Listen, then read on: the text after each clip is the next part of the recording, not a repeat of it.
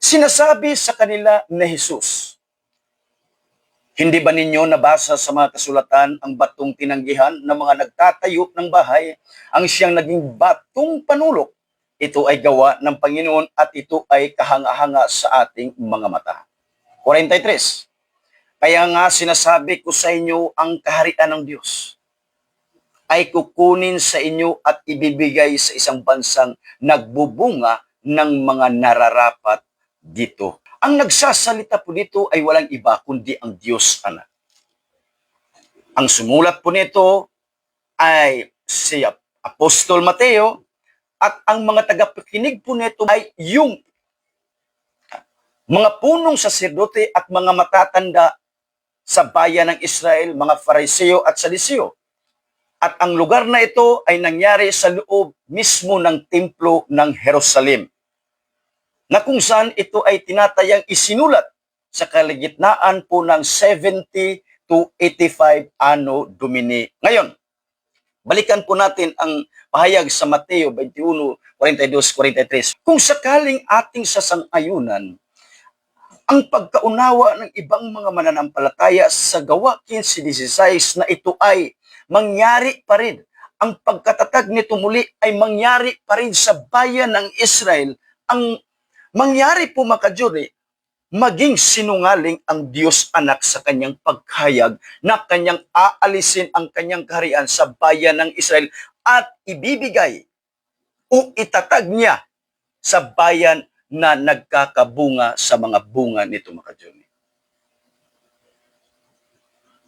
Maging sinungaling ang Diyos Anak kung doon pa rin sa bayan ng Israel. Kasi inihayag na niya aalisin. Paano maalis kung doon pa rin niya itatayo? Sa palagay niyo po, ito ay itatag na niya sa ibang bansa o bayan na nagkakabunga sa mga bunga neto. Sa pahayag sa Mateo 21:43, may isang salitang bansa o bayan. Sa English po ay nation. And it was written in a singular form, nation, not nations. Sa etimolohiya po ng salitang nation, sa Gregong wika, dialectum, ito ay ethnos. Hindi po ethne.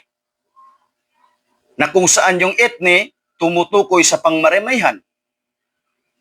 Subalit, ang ginamit po dito sa salitang, sa pahayag sa Mateo 21:43, hindi po pangmaramihan, kundi pang-isahan, nation. Mateo 21:42-43, ito ay tumutukoy sa kabuuang soberanya, teritoryo ng Israel.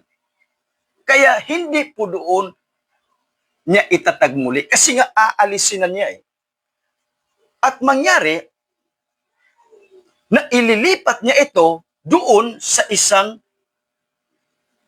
bansang nagkakabunga nito.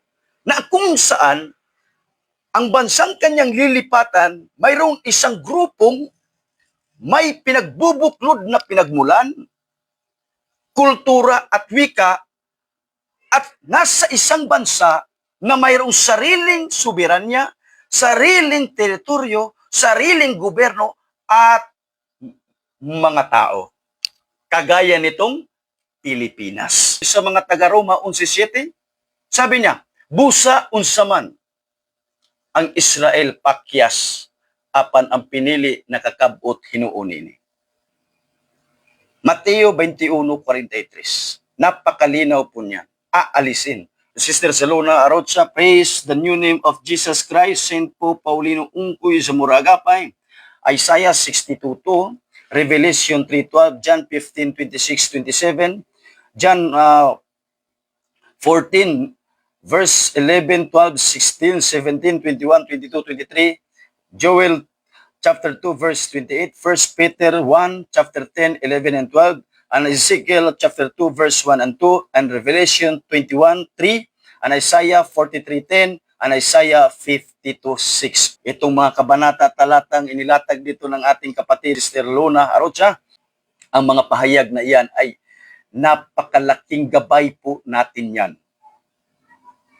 para ating matuklasan ang mga ebidensya kung paano pala nakilala ng mga hirang ng Diyos ang Diyos mismo. Itong mga kabanatang ito, kung inyo po yung dahan-dahaning basahin, kasabay na rin ng pagdasal natin sa Poong May Kapal, na nawa sana'y buksan niya ang ating puso't isipan na maunawaan natin sa pamamagitan ng kanyang banal na Espiritu.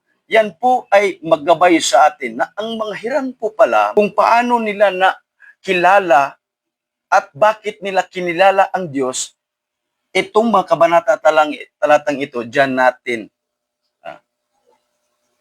mapag-alaman. Kaya tiyak na tiyak po kami, sapagkat Diyos na mismo ang naghayag sa amin sa pamamagitan ng kanyang banal na Espiritu. Hindi po kathang isip, hindi po gawa-gawa, at hindi lang po ito dahil sa simpleng pagbasa namin sa banal na kasulatan. Kasi nga po, wala namang Pilipinas sa Biblia. Word for word. Kaya kung paano kami naging tiyak, yan po ay dahil sa tinatawag na divine, special, and direct revelation. Na kung saan, sa kaganapang divine, special, and direct revelation na ipinagkaloob ng Diyos sa amin, nitong huling mga araw dito sa bayan ng Pilipinas, una, siya po na Diyos, anak, ang unang nagpakilala sa amin. Sa pamamagitan po ng banal na Espiritu.